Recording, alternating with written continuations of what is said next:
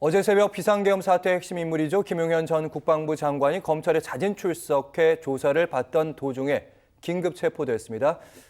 정치평론이 아니라 법률적인 관점에서 사건 살펴보도록 하겠습니다. 박시영 변호사와 함께합니다. 어서 오십시오. 네, 안녕하십니까. 김용현 전 국방장관 어제 긴급 체포됐습니다. 어떤 혐의를 받고 있는지 설명해 주신다면요. 네, 이제 김용현 전 장관이 받고 있는 혐의는 크게 세 가지입니다. 내란죄 혐의가 있고요, 군 형법상의 반란죄, 그리고 직권남용 권리행사 방해죄, 이 세 가지 혐의로 수사를 받고 있는 상황입니다. 그중에서 핵심적인 범죄는 역시 내란죄입니다.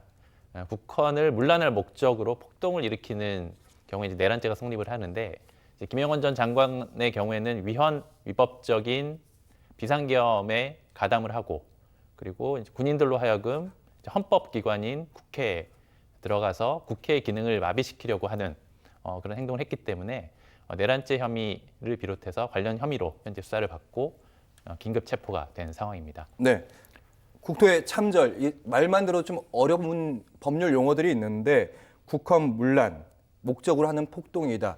이걸 정확하게 저희가 관련 자료도 좀 준비는 하긴 했었는데 설명을 좀 해주신다면 어떤 의미일까요? 네, 이제 국토의 참절이라고 하는 것은 이제 국토의 일부를 이제 말하자면 국권을 소멸시키는 행동입니다. 예. 말하자면 예를 들면 뭐 경기도의 일부를, 뭐 경상도 일부를 이른바 국권의 영역에서 배제하려는 하는 행동이기 때문에 사실은 이제 국토의 참절의 경우에는 해당하지 않고요. 예. 지금 이제 김용현 장관이 이제 받고 있는 혐의는 이제 국헌을 문란하게 할 목적으로 폭동하는 죄입니다. 국헌 문란. 그렇습니다. 그래서 국헌 예. 문란의 의미는 두 가지입니다.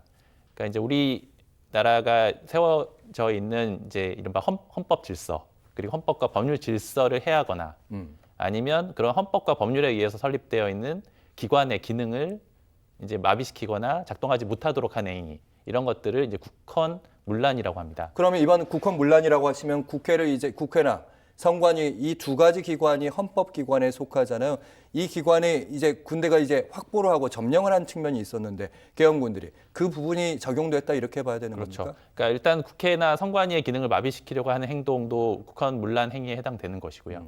그에 앞서서 이제 비상계엄 자체가 이제 위헌 위법적으로 선포가 되었다면 그런 위헌 위법적인 비상계엄으로 인해서 어떤 국민들이 이른바 해악을 고지당한 결과가 된다면 그것도 말하자면 그 내란죄에서 의미하는 폭동에 해당됩니다. 그래서 김용현 전 장관 같은 경우는 그런 비상계엄을 제한하고 가담한 행위, 그리고 군인들로 하여금 선관위와 국회에 들어가서 그 기능을 해하도록 하려고 했던 행위, 이런 것들이 이제 내란 행위로 의율될 가능성이 현재로서 매우 높습니다. 이해했습니다. 그리고 이제 검찰에서 이제 긴급 체포를 하게 됐는데 긴급 체포라면 이제 최근에는 별로 쓰는 수사 기법은 아닌 걸로 알고 있는데 어떤 경우에 해당하는지. 네, 이제 이 형사소송법에서 예정하고 있는 이른바 체포는 이제 세 가지입니다. 첫 번째는 영장에 의한 체포가 있는 것이고요. 두 번째는 현행범을 발견했을 경우에 체포하는 경우가 있고요. 이제 긴급 체포라는 것은 예를 들어서 범인을 우연히 발견한 경우, 혹은 범인이 수사기관에 직접 자수하는 경우, 이런 경우에 풀어주는 것보다는 체포를 해서 증거를 인멸하지 못하도록 하거나 이제 도주를 못하도록 할 필요성이 있는 경우에 하는 것이 이제 긴급 체포입니다. 그래서 김용현 전 장관의 경우에는 스스로 검찰에 출석을 하는 상황이었기 때문에 이게 도주할 우려가 있느냐, 이런 부분에 대해서는 이론이 있을 수 있었겠지만 증거를 인멸할 우려가 있다고 판단을 했기 때문에 긴급 체포를 한 것으로 지금 보입니다. 일반적으로 법률적으로 뉴스를 진행하다 보면 긴급 체포한 다음에 48시간이 이제 지나게 되면 만약에 거기서 구속영장을 청구했는데 잘 처리가 안 되게 되면 풀려나는 경우도 있지 않습니까? 예, 법상 48시간 이내에 구속영장을 청구하여야 합니다. 그래서 구속영장을 청구해야 하고요.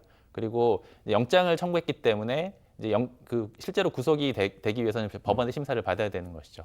그래서 김용현 장관의 경우에는 일단 체포된 상태이고요. 그리고 이 48시간, 즉 이틀 내에 구속영장을 청구하게 되면 이제 법원의 심사를 거쳐서 영장이 발부될지 여부가 이제 결정이 되게 되는 것입니다. 일단 방금 말씀드리니까 긴급 체포를 했다는 것은 구속영장 청구를 염두에 둔 거고 구속영장이 법원에서 받아들여질 거다. 이런 강한 확신을 가지고 이렇게 검찰이 수를 둔 것 같은데 그렇다면 이제 관련 증거들이 좀 확보가 되거나 참고인들의 진술들이 확보가 돼 있어야 하는데 거기에 대한 검찰이 좀 자신감이 있어 보인다. 뭔가 증거를 물건들에 대한 증거를 확보한 것 같다 이렇게 봐주십니까? 어떻게 봐주십니까? 개인적으로는 구속 확률은 매우 높다라고 보입니다. 왜냐하면 사실은 이제 체포와 구속은 이제 별개의 절차입니다. 예. 우선 체포를 한 것이고요. 이제 구속을 하려면 말씀하신 것처럼 이제 구속의 필요성이 인정이 돼야 되는 것인데 이렇게 아시다시피 구속 여부를 판단하는 기준은 이 혐의의 상당성, 혐의가 소명되었는지 여부, 그리고 증거인멸 또는 도주 우려가 있는지 이런 것인데요. 이번 사건의 경우에는 사실 김용현 전 장관이 범했다라고 지금 혐의가 되어 있는 내란죄 등의 행위는 다 보셨지 실시간으로 않습니까? TV로. 예. 이게 증거라는 것이 있을 수밖에 없는 예, 상황이고요. 예. 그리고 실제로 지금 김용현 전 장관에 대해서는 출국 금지가 되어 있는 상태.